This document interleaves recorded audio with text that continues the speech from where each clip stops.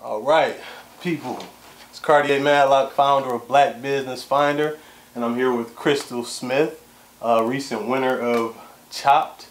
If you can, Crystal, could you please just kind of give us a rundown on how you got started with that? How did the idea come about to get on a show like that? Okay, so first, I seen on Facebook and on Instagram that they were doing a exclusive casting in Detroit. Okay. And I thought about going, I thought about trying out, but then I found out that one of my really close friends, who used to be one of my bosses, was going to audition for the show. Okay. So I decided not to do it. Okay.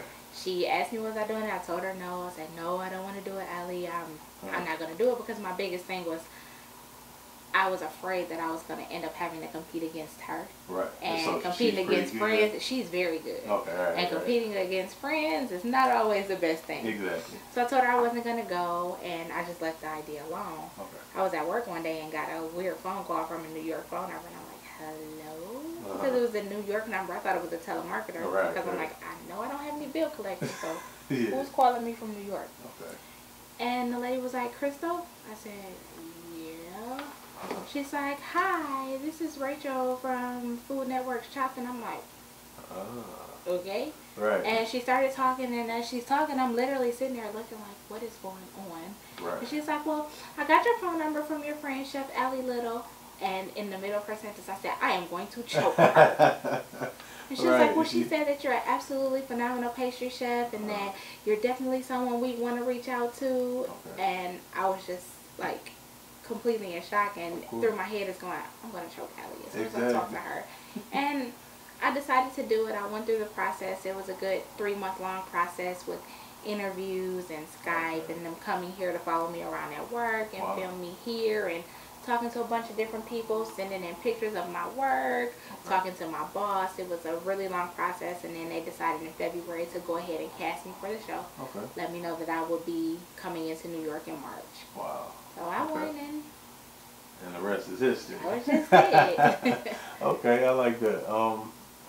So I guess that'll kind of take me to my next question, which is just, well, did you go to school for culinary arts or pastry chef? Yes, I actually went to pastry school. I started in July of 2014. Okay. I was working for AT&T. I was working a really good job, making really good money. My kids had a very comfortable life. I really wasn't happy there, though. I had worked for a lot of the larger cell phone providers and Comcast. I always made good money. Okay. But I wasn't happy. It wasn't allowing me time to spend with my kids. I was missing out on all of those things that parents really want to be there for. Exactly. First words, first steps, and things just started to kind of slip because I have a son that is autistic, and with his being sick and having to go to therapy and doctor's appointments, I was starting to miss work a little bit more, and they weren't as accommodating, and it was kind of where I was in a situation of my job or my family. Exactly. And I had a decision to make. Unfortunately, they made the decision for me. Right. Okay. And when they made that decision for me, I was like, okay. Yeah. I just said I had been trying to go back to school, and it wouldn't accommodate my schedule, so I literally left work and went and enrolled in school. Exactly. There you go. Don't let no grass grow under your feet. I love that. So that's a good thing. Now, I also know this is Black Business Finder, so you do have your own business. You had me at Cake 313, correct? Yes, you had me at Cake 313 LLC, where we provide custom cakes. Okay. We do full-scale dessert catering, full-scale catering services for events as weddings, conferences, baby showers. We also do personal chef services. Okay, sounds good. What ignited like the spark in you to start that business, and how long ago did you start it? Okay, so I actually started the business 3 years ago. Okay. It's funny that you asked that question, because what sparked it was my cousin. Okay. We have both been trying to find our niche. We both love to cook. I love to bake, and she's like, I'm tired of making somebody else rich. Let's do something. That's right. Yeah. And we at first started out doing like cupcakes and chocolate covered strawberries, and it was just little stuff to make a little money on the side, because we both had 3 kids. We were both working jobs, and it's like, we need to be doing something for ourselves. We both were extremely intelligent, extremely hardworking. Let's do something for ourselves. We did it, and after a while, my cousin kind of decided, like, hey, this isn't my thing. Like, I don't want to do it. She's more of a office person. She's more of a working with numbers and money, but she didn't want to work in the same field I did.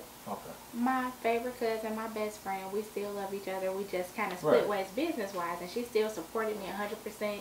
Every time her company had any type of event, she's like, we have to go to my cousin. There you go. And she supported me all through school. Days I needed someone to keep my kids, she would keep them, pick them up from school. It was like, we got to get you through this program. That's right. It truly takes a village. She's always been my biggest supporter, and, you know, she's supported me through everything, through me being in school, biggest supporter of my business. When I decided to go on the show, like, she's just, like, rooted me on, like, all the way, and unfortunately, she passed away Thursday. Really? So it's been, like, a really rough week, and now I feel like I really have to push forward to do more because she's been my biggest supporter. That's right. Always.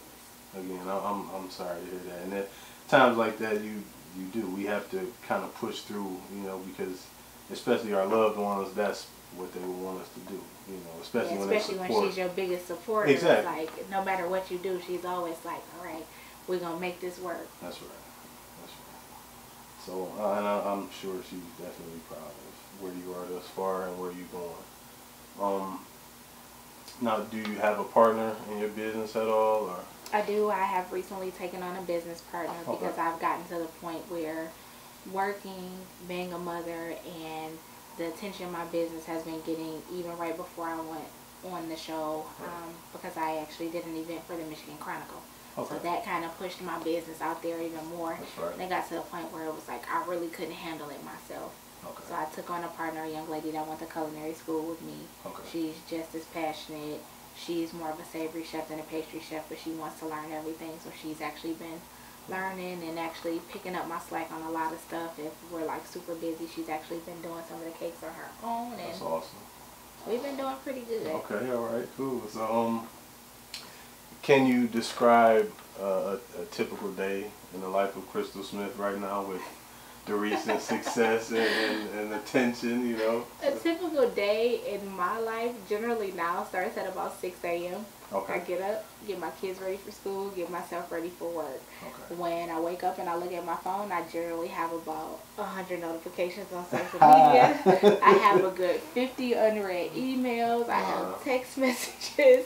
So as I'm getting ready for work, I'm responding to emails, checking to see if anybody has sent me messages on social media in regards to business, and drop my kids off at school, go to work.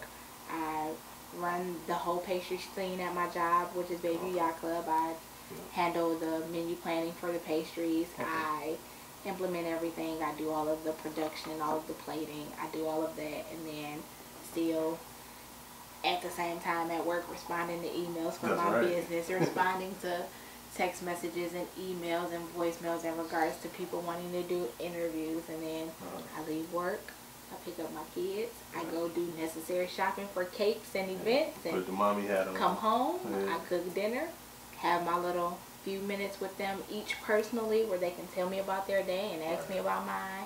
We might watch a movie or a TV show. If it's Tuesday night, we watch Chopped because that's always been our favorite show anyway.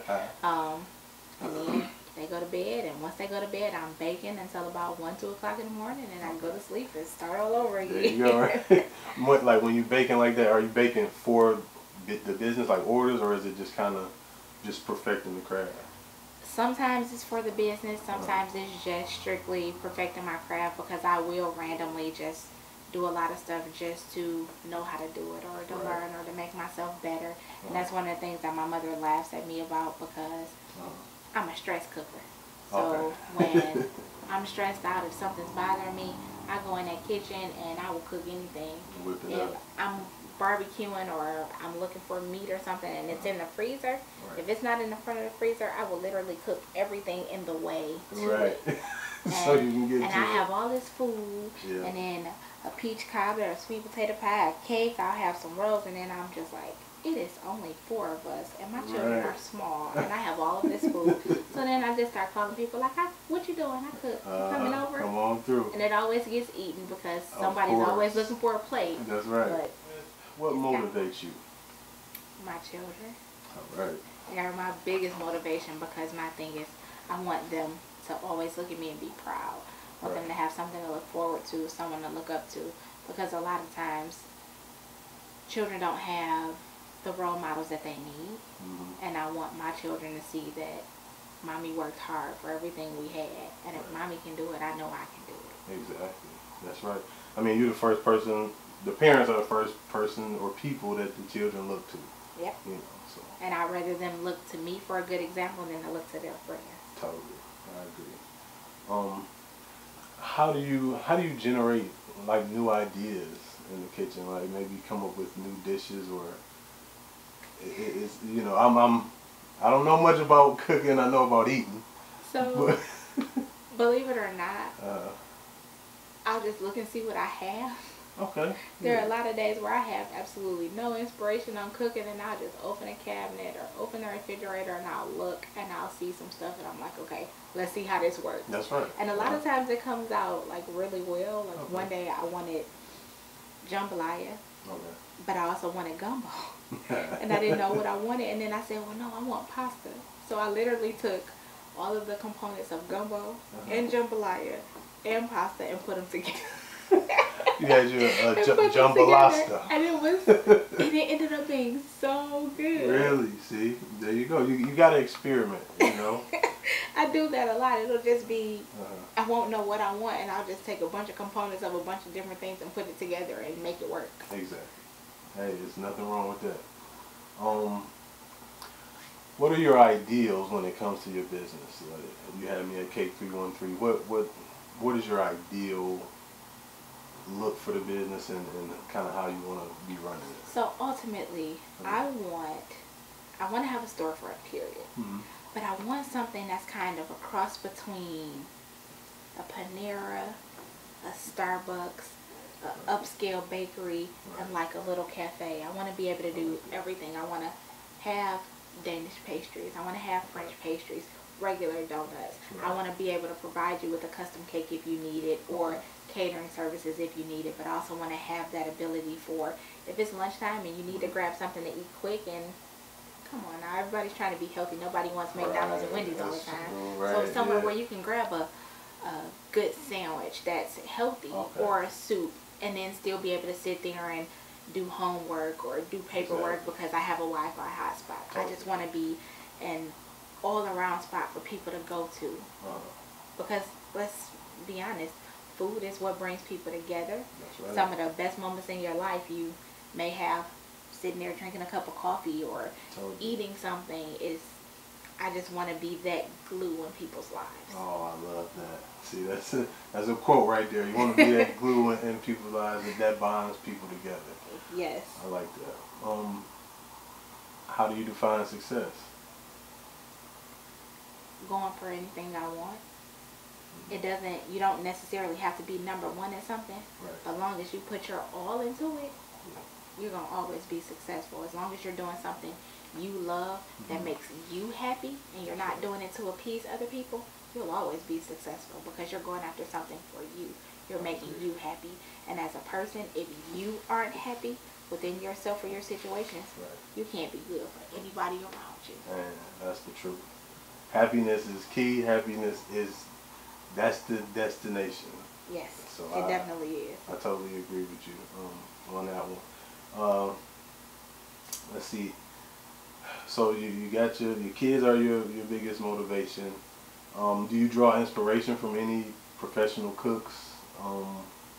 You know, who you have any favorites or? Yes. Okay. I have two. So one of the main people that I love to watch on TV, on Food Network, is Emerald.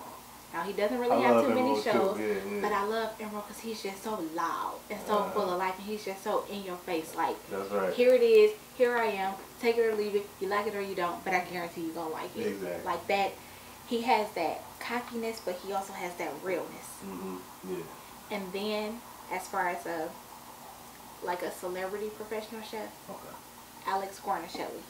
Okay. I was really hoping she was going to be one of my judges on Chopped. Oh, okay. Because I followed her career on Food Network, and she is like the ultimate underdog. Okay. Nobody ever expects her to come out on top because she's just this little bitty woman. Right. And she's always going up against all of these men. Like the first time she tried out for Iron Chef, she didn't make it. She didn't stop. She kept going. She did it again. She tried the next Iron Chef. She won like 3 times until she won. Wow. And she was going up against some really amazing people. And for her to go through everything she's gone through, study abroad for, you know, for culinary and work in the United States, it was like to watch her in all of these different facets and then to come forward and just like prevail and be one of the most well-known women chefs, because women don't get respect in the culinary field at all. Really? You are nothing. You are less than a dishwasher as a woman. And I hear these chefs on these shows, and they talk crazy to people. Yeah. And that's the only problem I have. Okay. Because I was tough growing up. Yeah, we from Detroit. I grew up in the hood. Yeah, exactly. So it was, you don't let nobody run over you. And that's the biggest problem that I have. I'm a very humble person. I don't think I'm better than anyone. I don't think I'm greater than anyone. I know there's always room for improvement within myself, within my career, within my business. I'm always working at being perfect, but I know I'll never get there. But taking those steps is good enough. There you go, yeah. But the thing is, a lot of chefs, they think they're bigger than God. Yeah. And they think they know it all, and it's their way or no way. And they tend to talk to people like they're beneath them.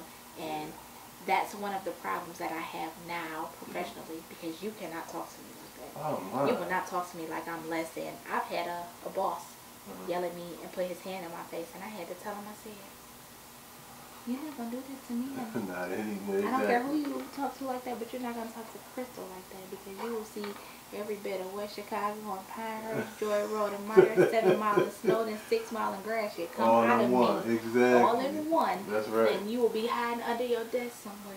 I'm telling you, and we all adults. You gotta respect me like that, because I'm not gonna come in talking to you like that. And even once you get in that type of position, I know you won't, you know, be talking to other people like that. Even now, with the way our kitchen works, we have our executive chef, we have 2 sous chefs, then we have me. So even now, when they're not there and I have to kind of take charge and handle everything, I'm not yelling at nobody. I'm going to give you 2 options. You're either going to do it or you're not. And when you don't do it, you know there's a consequence, and the next person above me is going to take care of it, because I'm not disciplining anybody. There you go, right. And what you ain't willing to do, somebody else will. It's a lot of people. Exactly. Sure, there are people that want to be in your position, that want to have your job, that want to show that they are more than capable. So you're either going to do it or you're not. That's just how it goes. I agree. What makes you happy? In all honesty, just being alive. That's a beautiful thing. Just knowing that, you know, I can breathe in and everything around me is here. Right. Like, I wake up every morning at 3 beautiful faces, my sons and my daughter. Right. I have family that loves me and supports me. You know, I have friends that love me. And then just recently, with the way everything is gone, seeing emails and inboxes on Facebook and Instagram from people who are like, my daughter saw you on Chopped. You've given my daughter a reason to believe that she can do whatever she tries to do. Like, I've had parents reach out to me within the last couple of weeks about their kids and like, well, can you please at least just talk to her and tell her, you know, what's your motivation, what you're thinking. And I've actually reached out to a couple of kids and let them know, like, hey, don't let anybody tell you you can't do it. And just knowing that people actually look up to me, that's a really good thing, because I used to say when I was younger that I wanted to be a foster parent. Okay. I said that I wanted to take at-risk teenagers, it didn't matter if they were male or female, that had rough backgrounds, parents on drugs, parents in jail, parents dead, that felt like nobody loved or wanted them, and kind of show them that, hey, there's something better.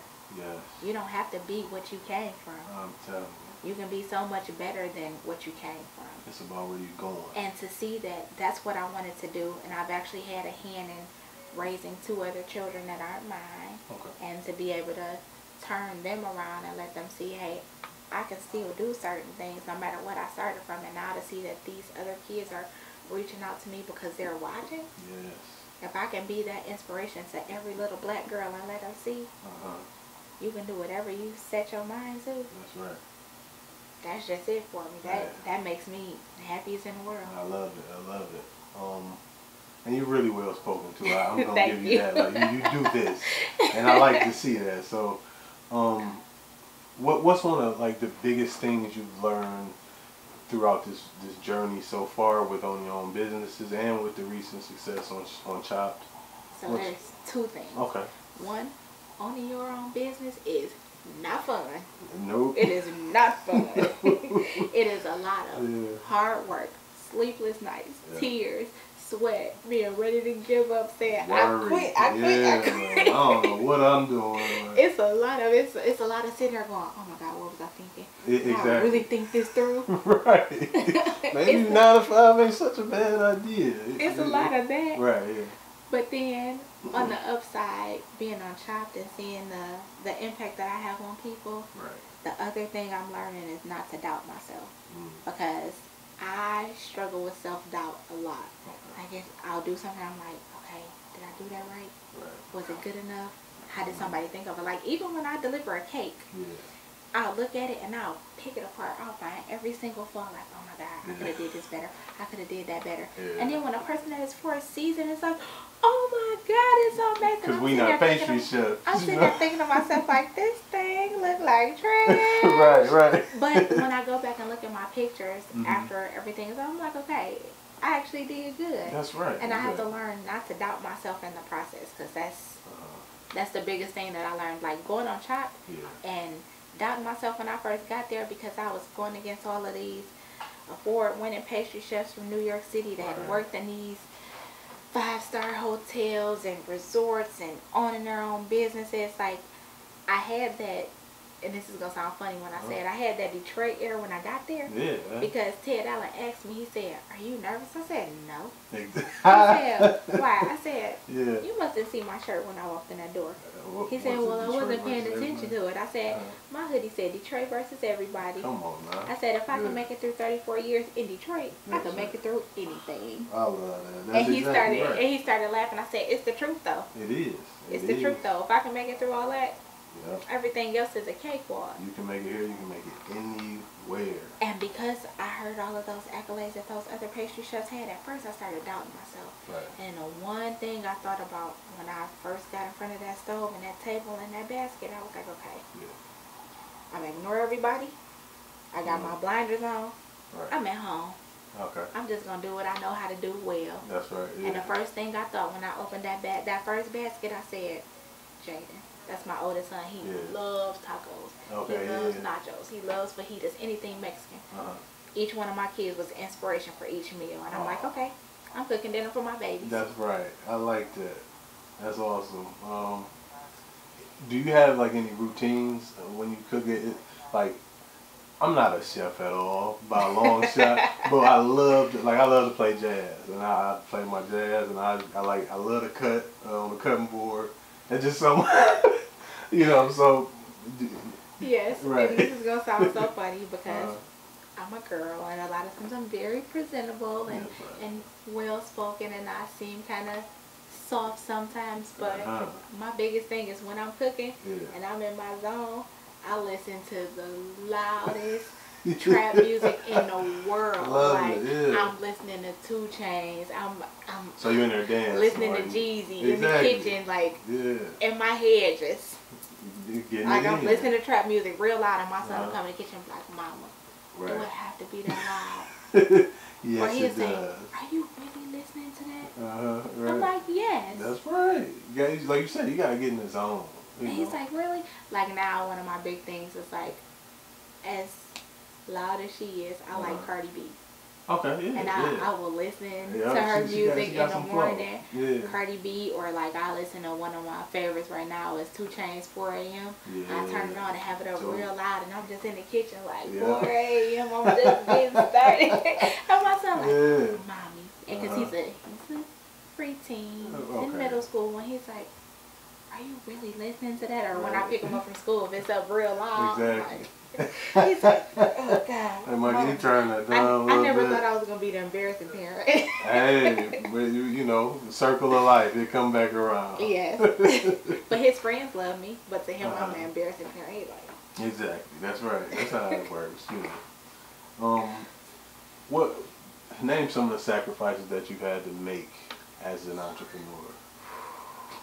Or I know how that goes. it's a lot of them. Right. Give me a couple. When I look on payday and I see that direct deposit, and I'm thinking like, ooh, like I love Timberland boots and gym shoes. Okay. So I'm sitting there thinking like, ooh, I can go get some Air Maxes or some Huaraches, or I could go get a new pair of Timberland boots, or and I love hoodies. So I order hoodies online, everything, like local ones.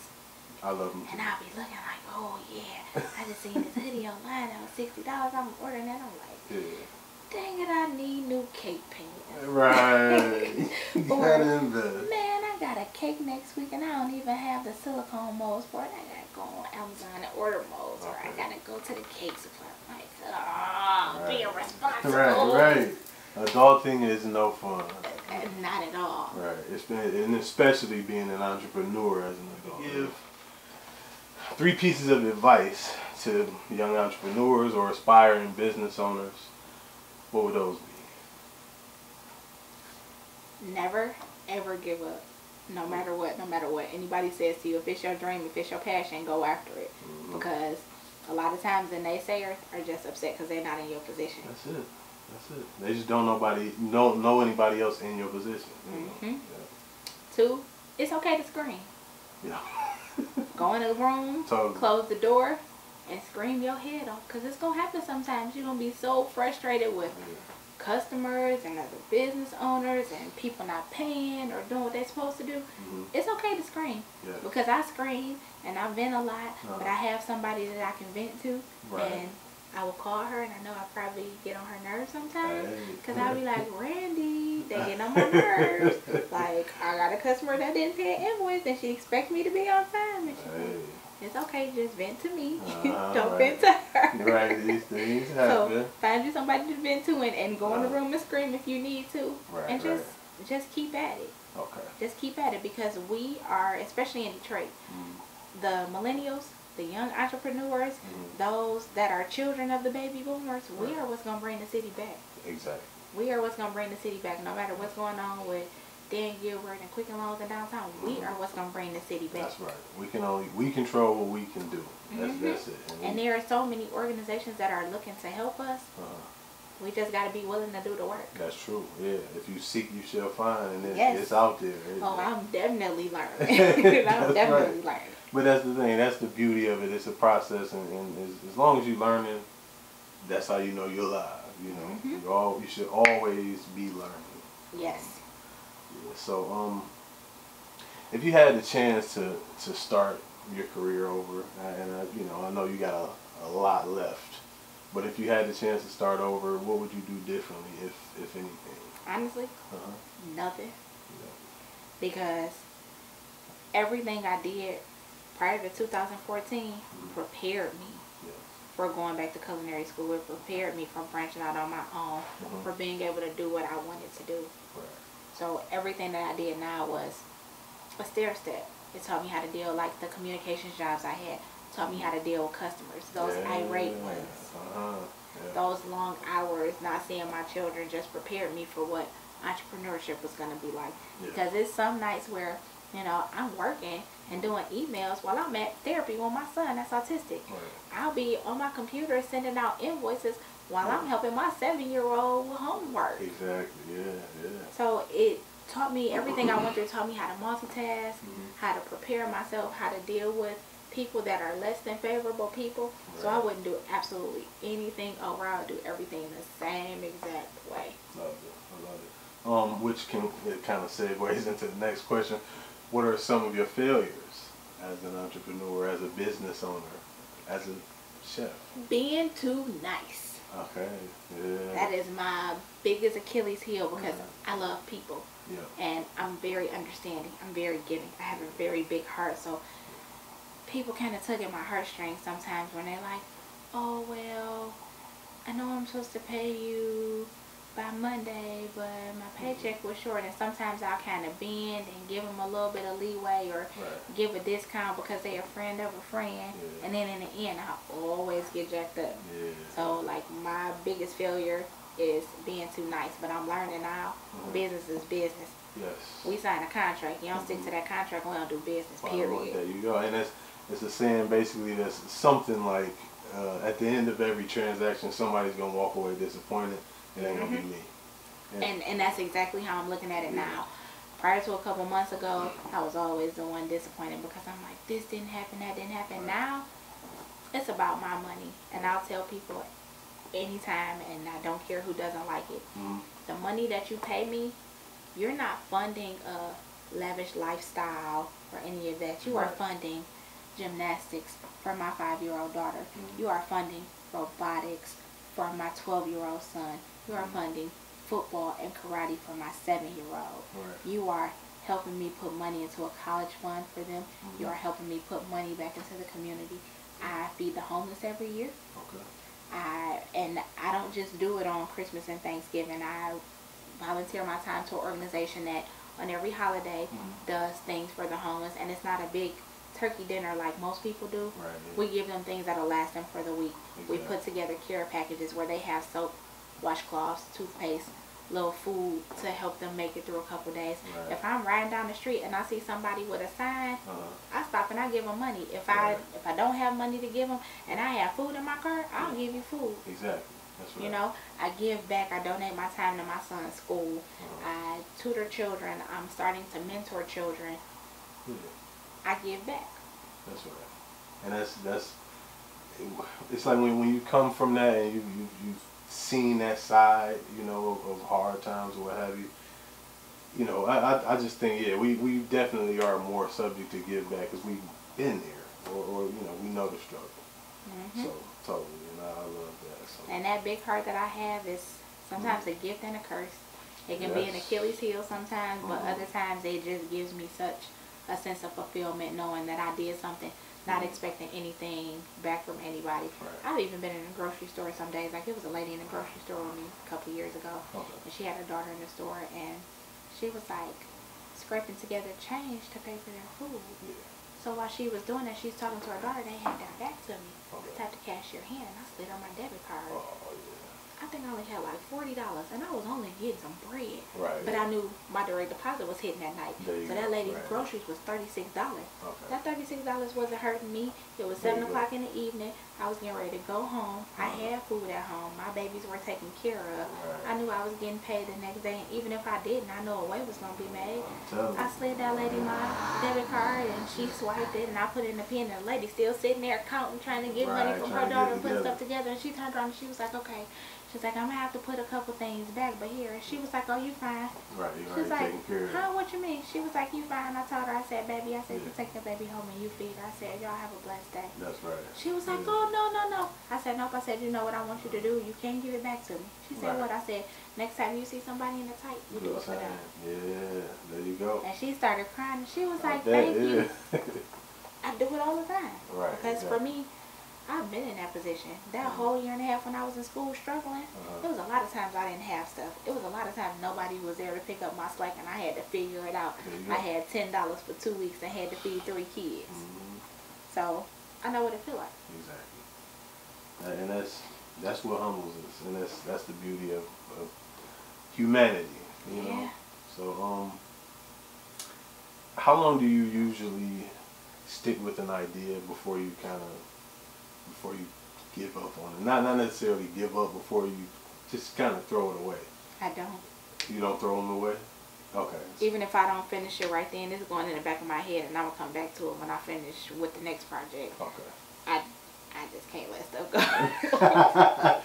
That's kind of me. I'm a hoarder in a way, you know. Like, it's don't come a time. With projects. Exactly. Yeah.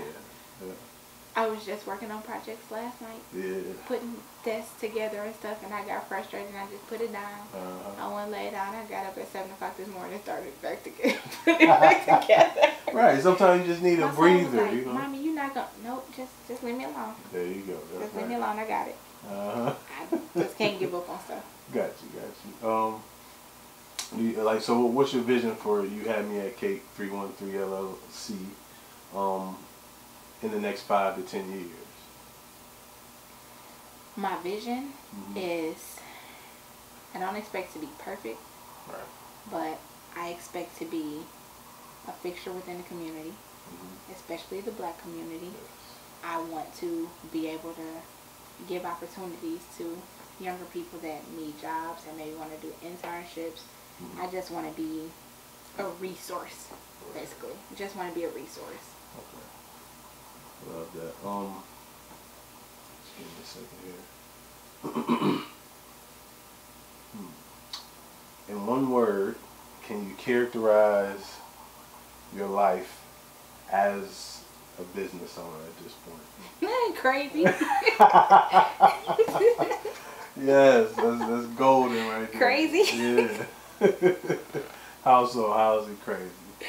Because just dealing with customers and contracts and money, and then like when you have meetings with clients for catering, and then you have your kids asking you a million questions, and you have to let them know like, hey, look, I'm still a mommy, so I'm gonna get you together, but I gotta get this together too. It's like I never have a peaceful or like dull a moment to yourself. ever. Yes. Even when I'm asleep, I'm probably dreaming about a cake or something. It's crazy. Yeah, because you could just be doing something random. You could be in the shower like, oh, I gotta do that. I gotta send that out. I almost forgot about that, you know. So. Or literally, like one day I was literally washing clothes, and I don't even know where my brain was, and I just had an idea for another flavor of a cupcake.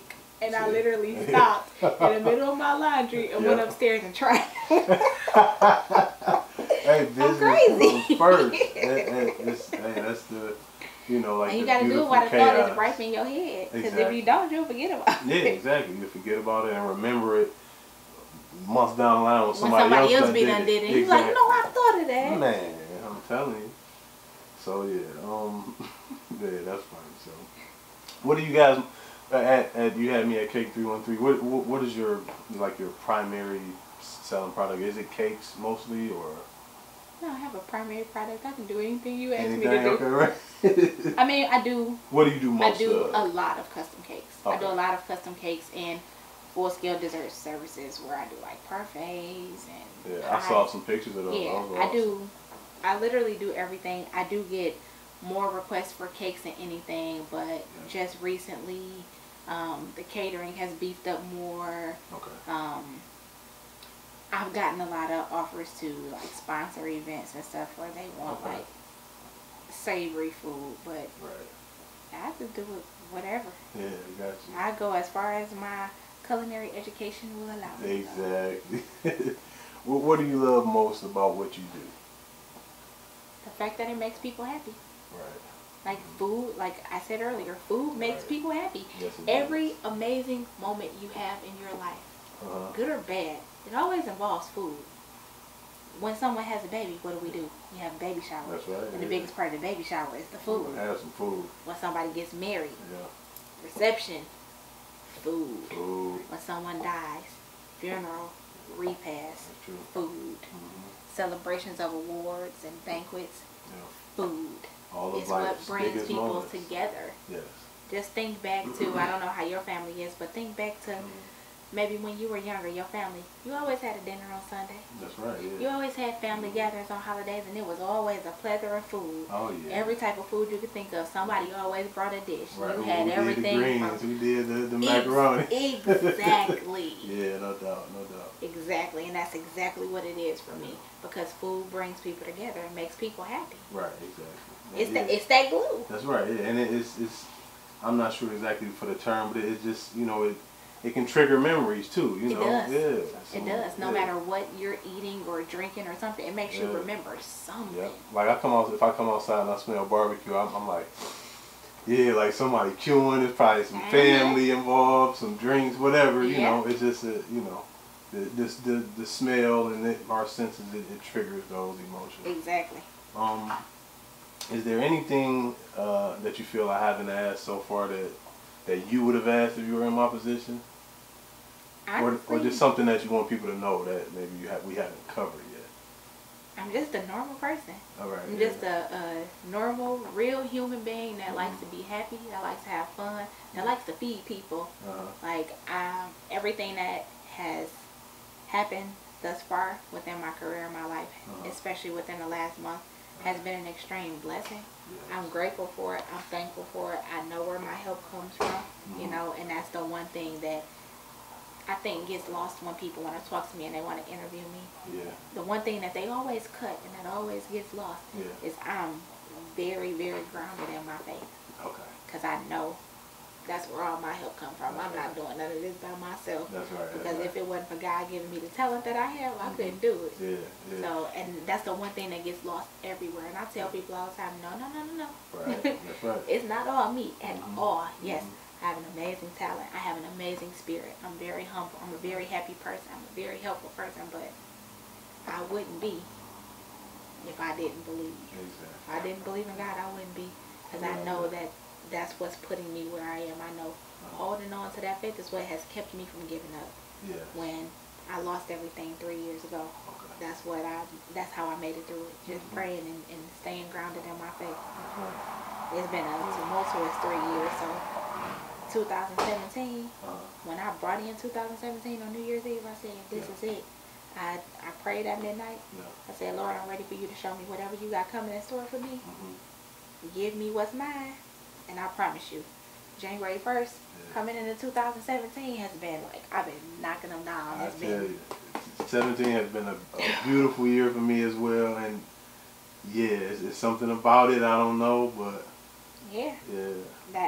I feel wholeheartedly, I don't know about anybody else, but for me, I know that's what it was. Because I just put my hands up and said, I'm not doing it.